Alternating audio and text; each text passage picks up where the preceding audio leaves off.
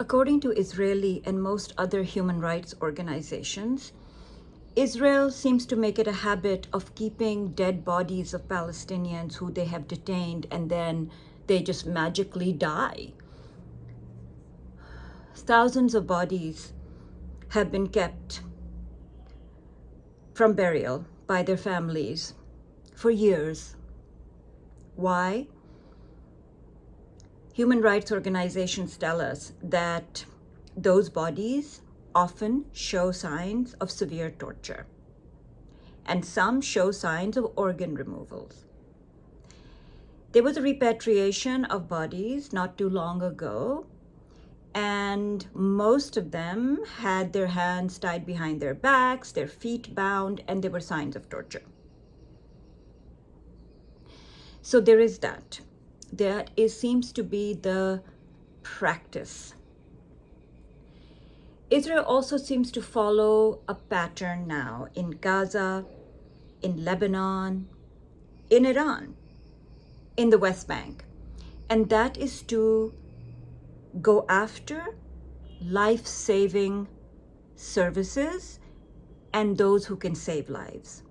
So they kill doctors, they kill nurses, they kill paramedics, they bomb hospitals, they bomb ambulances, they bomb rescue workers.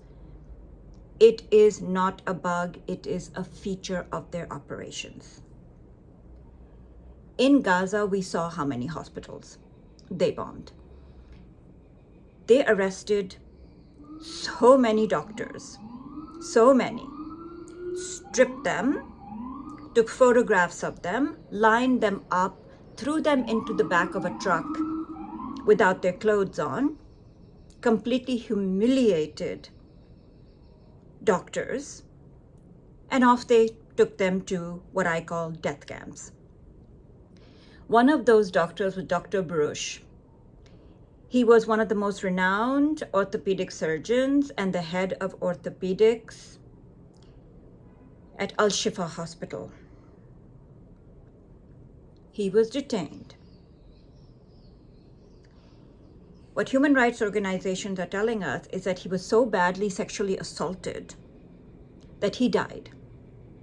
He was murdered through sexual assault. There is another very prominent doctor that they arrested almost 2 years ago. His name is Dr. Abu Safia.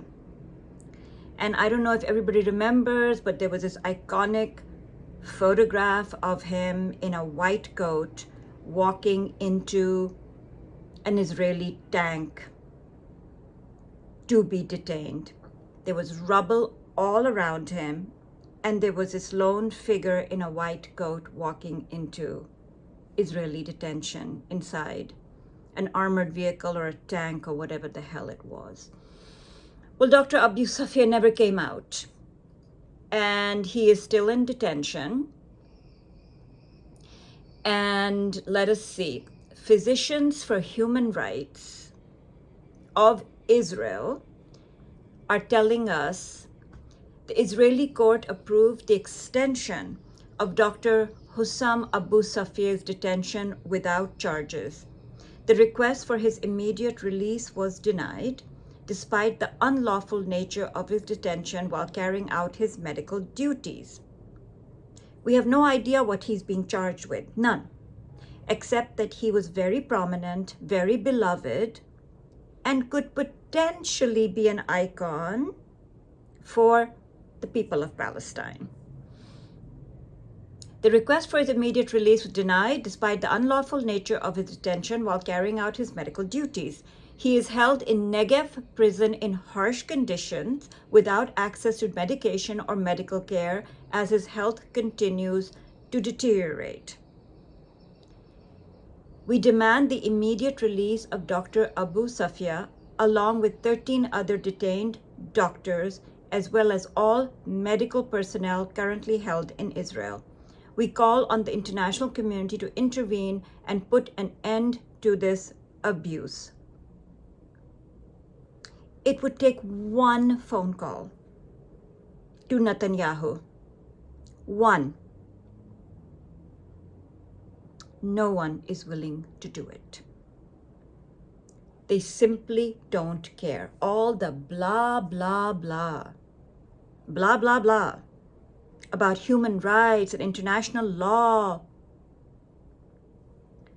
Annalena Baerbock, the former foreign minister of Germany, is now the president of the United Nations General Assembly. She was one of the leading voices supporting genocide and absolutely poo-pooing what was happening in Gaza. She is now the president of the United Nations General Council.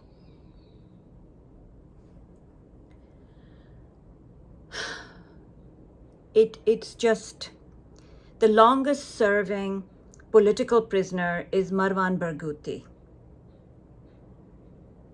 Why will they not release him? Not only will they not release him, they are beating him, torturing him, doing everything possible to kill him in detention.